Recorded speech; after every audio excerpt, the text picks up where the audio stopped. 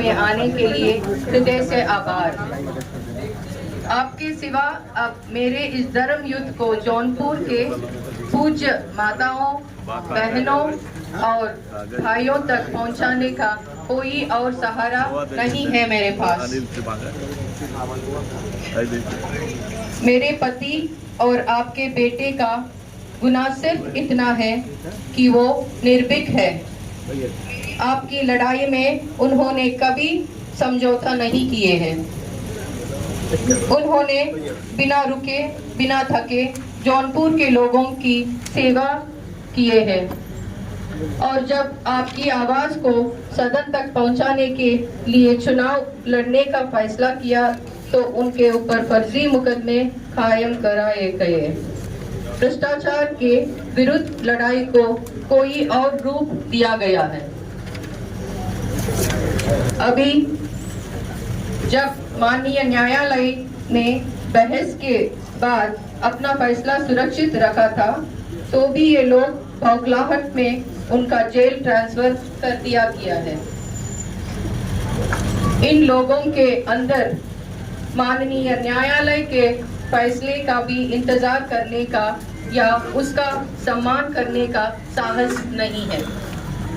मेरे पति की ऊपर जिन लोगों ने AK-47 से जानलेवा हमला किया था और जिनको माननीय न्यायालय से उनके अपराध की सजा मिलनी भी निश्चित है, वो लोग सजा से बचाने के लिए लगातार प्रयासरत है और सत्ता से साथ काट करके आज मेरे पति की हत्या का प्रयास कर सकते हैं या उनको अन्य किसी फर्जी मुकदमों में फंसाने का साजिश कर सकती है, क्योंकि मेरे पति ही इस केस में एक ही गवाह है।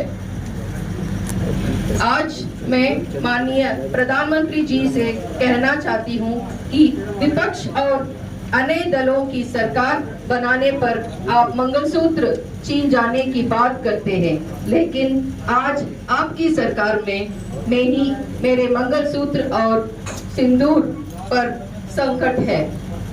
मैं आपसे अपील करती हूँ, मेरी भी मंगलसूत्र और सिंदूर की रक्षा करिए। बाबा साहेब के देश में जनता की सेवा में अपना सर्वस्व न्योछावर करने के बाद चुनाव लड़ने की इच्छा रखने की सजा मेरी पति को इस साजिशों से नहीं मिलेगी, ऐसा मुझे माननीय न्यायालय के न्याय और देश के संस्थाओं के कारण विश्वास है। आज मैं पुरुषार्थ और जज्बे की धरती जौनपुर के अपने सभी परिवार जनों से अपील करती हूँ कि आगे आए और एकजुट होकर अपने बेटे की अन्याय की विरोध इस लड़ाई में उनका साथ दे दीजिए।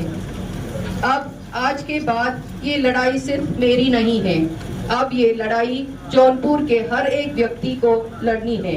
ये लड़ाई किसी एक जाति या धर्म की नहीं है, ये लड़ाई होगी अपने बहू के सिंदूर और मंगलसूत्र को बचाने की, आपके अपने बेटे के जान को बचाने की, जौनपुर का सम्मान को बचाने की। आप सबके सामने में अपना आंचल फैलाकर हूँ कि अपना प्यार, आशीर्वाद और साथ मेरी झोली में डाल दीजिए ताकि संकट की इस घड़ी में मुझे ताकत मिल सकते और मैं आपके बेटे और अपने सुहाग की रक्षा कर सकती हूँ। मैं आज बहन मायावती जी का हृदय से आभार जताना चाहती हूँ कि जौनपुर के सम्मान को बचाने की इस लड़ाई में उन्होंने हमारा हाथ थामा है और अपना आशीर्वाद दिया है। मैं आपकी बहू हूँ, आज आपके बीच आई हूँ।